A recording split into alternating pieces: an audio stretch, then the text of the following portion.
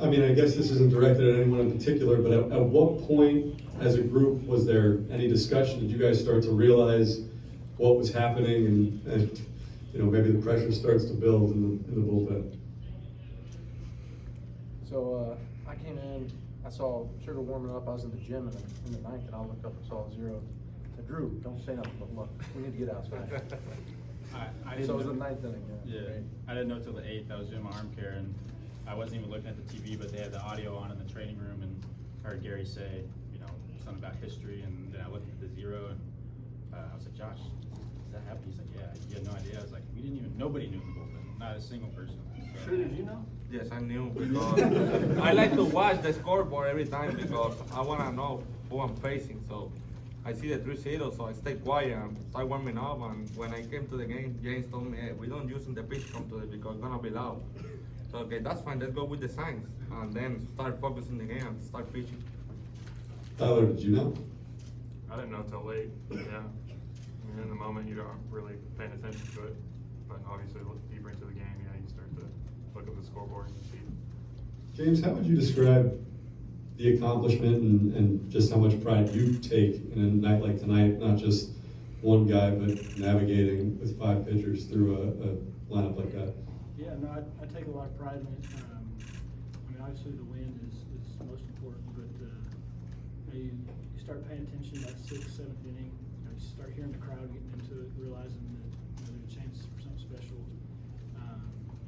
And then you just, especially with multiple guys, you got if it's with one guy, you're on the same page all night. But trying on the same page with a lot of guys, it's definitely special to be able to share it with so many people. My question's for Edwin. To close that out, how does that compare to maybe some of the more pressure-filled situations you've come into? You know, I feel a little bit of pressure, but I left that away because I want to make my pitches. So when I came in the night, I was realizing that we got a no-hitter, but at the same time, I got to make pitches. So I get into more pitch than we got the no-hitter. So I follow just James because he called out the game. I check a couple times, but I want to check because I want to get the hitter thinking about I'm throwing fastball slider. So that's why I check, but I follow him every time. Let's go to Tisha next. This is for James because you caught all of them. Just you guys as a team have been able to meet the moment in these high pressure situations. Just what does that tell you about the identity of this team, particularly after a game like tonight?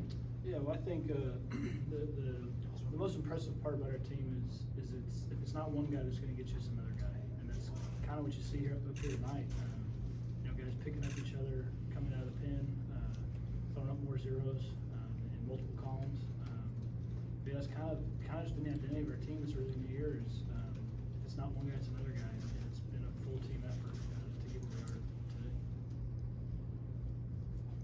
All right, Zach, go to you in the middle. Tyler, what was that like to, go through those 5 tough innings and the no-hitters going out? What was that like to kind of watch other guys? The traditional no-hitter is obviously the starting pitcher goes the entire way, but this is obviously different. What was that like for you? It was exciting, obviously. I mean, team game and all these guys, they came in, filled up the zone, did their jobs, just fearless, just attacking hitters. So, I mean, it's the first one I've been a part of, and I'm glad it's with this group of guys. So, I'm just proud of these guys, going in and doing their job. What does it mean for you to be a part of it? What does it mean for me? Yeah. I mean, I'm ecstatic. It's crazy. I mean, like I said, it's the first one I've been a part of, so. Can't you tell how excited he is? It's cool. I mean, I'm like I said, I'm speechless. It's obviously a very big moment. Tyler, go ahead. Tyler, so you never have thrown one like high school or any level? Nope. Did you ever come close? Wow. So what do you think about the idea that you guys are always going to, whenever they have these lists of, it'll be your 5 names there together, like James was saying, it is sort of interesting, like, because you get to all share it. I don't want to say does that make it more special, but Seth, Drew, maybe like, what does that mean to be able to share something, a team accomplishment that's usually an individual thing?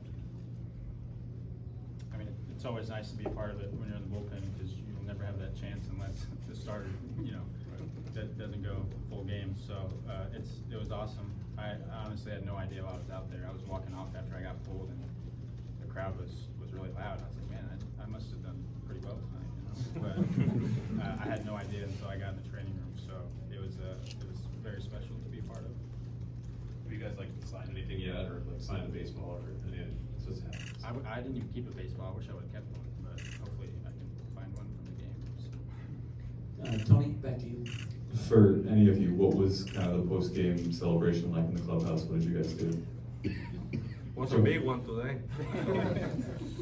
They treat us good, but you know, we just have fun every time after a win, but today was a loud one and a special one because, you know, we accomplished something great. Being part of that is good. Feels special for us. Joel was laughing. That was crazy. I mean, that was a lot. And like he said, it's a good thing to be part of the no-hitter. And that was super special for everyone because we enjoyed our playing.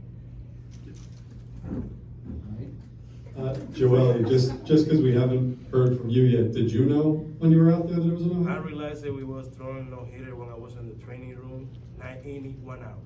I checked the TV and said, what? So the only one knew was me. Yeah, I had no idea. 0 hit, you was pitching already. And I said, hey, give me 5 minutes, I had to go out.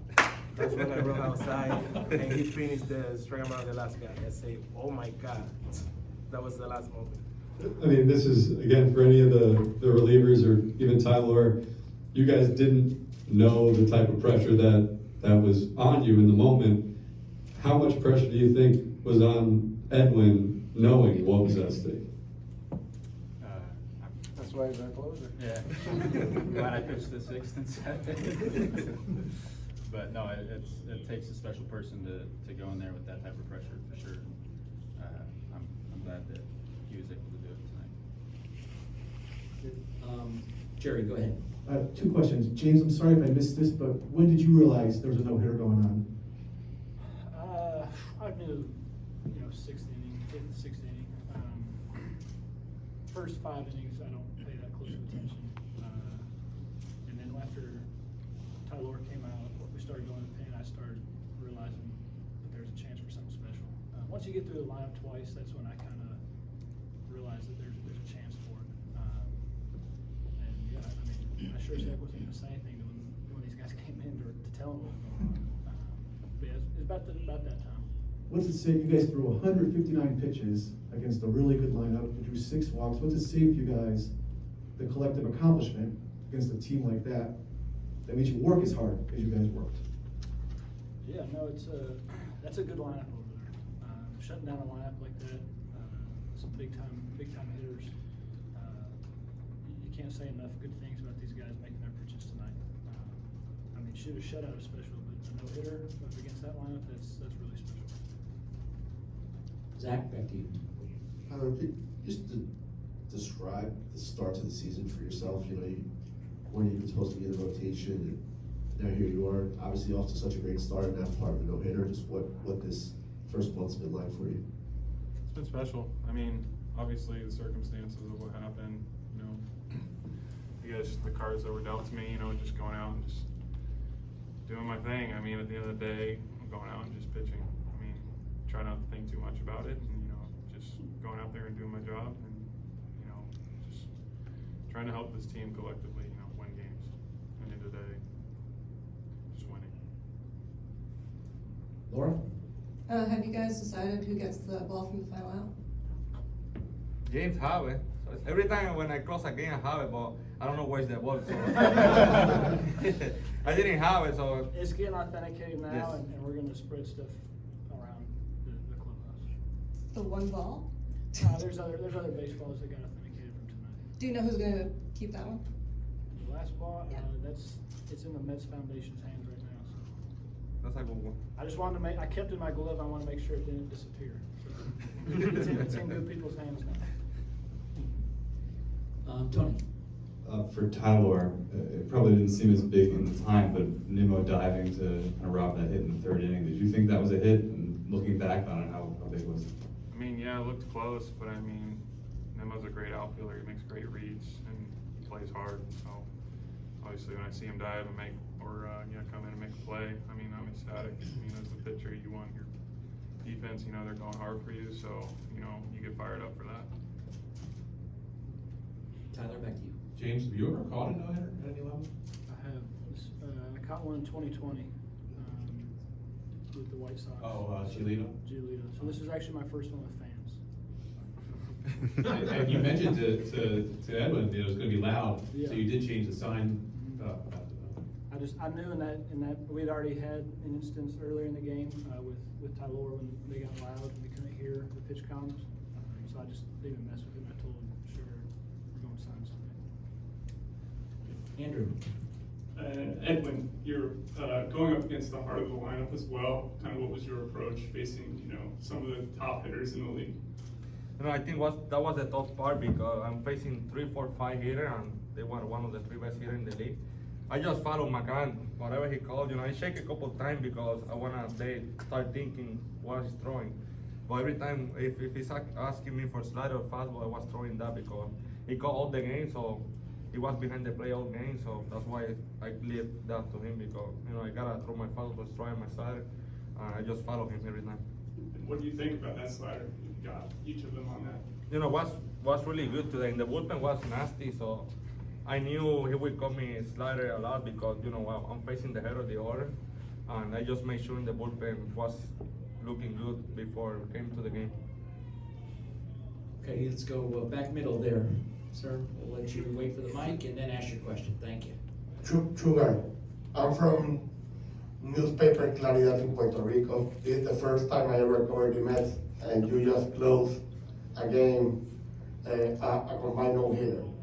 Can you say something in Spanish? I have received like a million text messages of people that saw the game and wanted you to say something in Spanish in regard to. No, estoy súper contento de haber sido parte de este no-hitter. Es una bendición de Dios, ya que nos combinamos entre 5 lanzadores y pudimos hacer esta gesta. De verdad que es una emoción bien grande y ser el cerrador, el que cerró el juego para hacer este no-hitter es bien especial, ya que vengo con la presión del juego y estás enfrentando a los 3 de los mejores bateadores en la liga y poderlo sacarlo de out fue muy especial.